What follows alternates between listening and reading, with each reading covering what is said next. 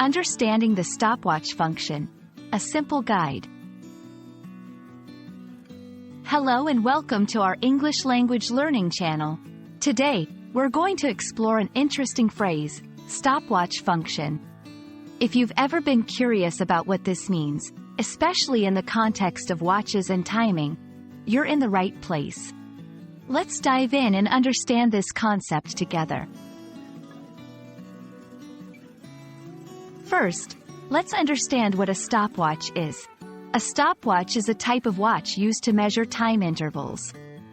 Unlike a regular watch that tells the current time, a stopwatch measures how much time has passed from a starting point. They are commonly used in sports, scientific experiments, and even cooking. Now, let's break down the phrase, stopwatch function. This phrase combines two words, stopwatch, which we just discussed, and function. In English, function refers to the natural purpose or the intended use of something. So, when we talk about the stopwatch function, we're referring to the ability of a device, often a watch, to operate as a stopwatch. The stopwatch function is commonly found in many devices. Digital watches. Many digital watches have a built-in stopwatch function. Smartphones. Most smartphones come with a stopwatch feature in their clock apps. Sports equipment. In sports, devices with a stopwatch function are used to time races and events.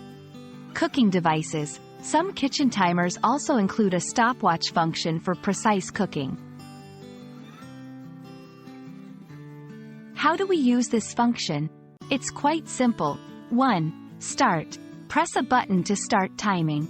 2. Stop. Press the same or a different button to stop the timer. 3. Reset. Reset the timer to 0 to start again. Understanding the stopwatch function can be helpful in real life. For example, sports training. Athletes use it for timing their runs or exercises. Cooking. Chefs use it to time recipes perfectly. Time management. It can be a tool for managing time efficiently in various tasks. That's all about the stopwatch function. We hope this explanation helps you understand this useful feature found in many everyday devices.